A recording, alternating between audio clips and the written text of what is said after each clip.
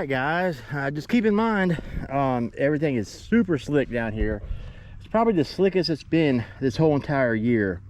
So this thing did really well for how slick it is. That's why, if you notice, I had to kind of give it a lot more throttle to get over some of the stuff, because it's like driving on ice. You're just not going to get any traction. But it did really good for how wet this is. I'm really looking forward to trying it when it's dry and I can get up and go really nice and slow and get that slow crawl that I like to do. These tires did really exceptionally well. They're a nice foam filled soft, like rubber compound. They are on bead locks.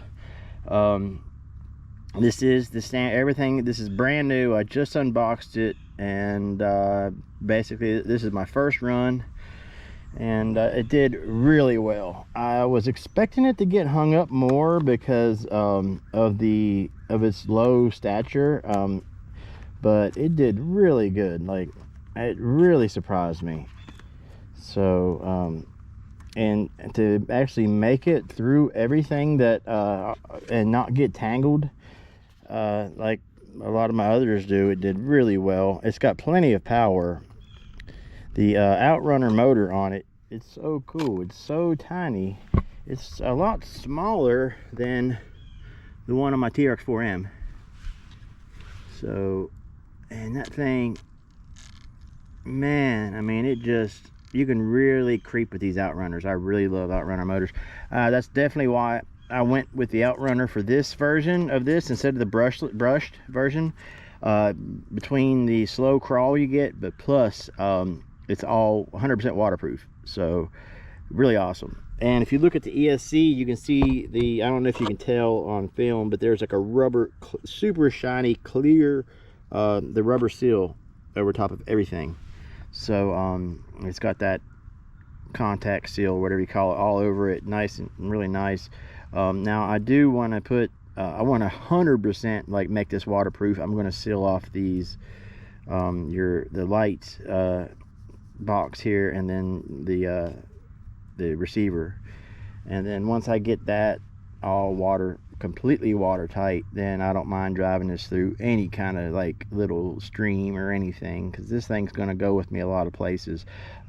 Now I'm debating on what to do about the wheels. I think I'm going to try some of my Enduras on this, and I'm going to see what these can do in dry situations and on rocks and stuff. It did really good down here, but I know I can get even better traction even on the slick stuff. But man, it's really hard to. So they did surprisingly good, especially for a stock tire. I like the tread pattern. It's really neat looking, and I like how wide these tires are. They look cool. But there's the setup, and I really like this thing. It comes with a 800 milliamp hour 2S LiPo. It's a little oh, it's a 600 milliamp hour. So apparently you get like 40-45 minute run time on it. And this thing is a 2-speed transmission, and at the very end of this run I put it in high speed, and this thing, you see how fast it goes, it'll just rip. And I had it almost pegged wide open, but I couldn't get it. I didn't have enough space up here to get it wide open. But yeah, it's pretty fun little rig. It's great for trailing, fun, awesome little trail truck, awesome little crawler. It's pretty sweet. I mean, to come stock with the waterproof Outrunner ES brushless motor and stuff, that's really cool. And I like these shocks. They're metal capped, aluminum capped, oil filled shock, and it looks good. I got the black because I loved the Back to the Future movie when I was a kid, so it just gave me the original old school Back to the Future vibes. This thing is a 1985 Toyota Hilux SR5, but I mean, it's almost like, it's not perfect. Like, it doesn't have, the bed isn't like sunk down, and of course some of the proportions aren't exactly right, but it's close enough to just be, I love it. It's awesome.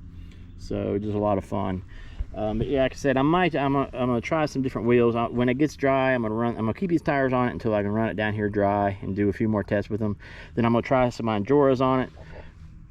It comes with this Fly Sky transmitter, but it is got all the HPI logos on it, which is really cool. Came with a thumbstick you can put on there. I definitely wanted to stick that on there as the little HPI logo on the thumbstick even. And I believe this is a 6-channel. Yeah, it's a 6-channel.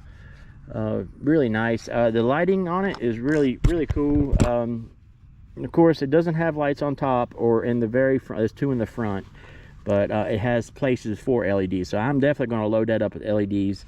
It has different LED settings. I can have my blinkers on like that, my hazard lights.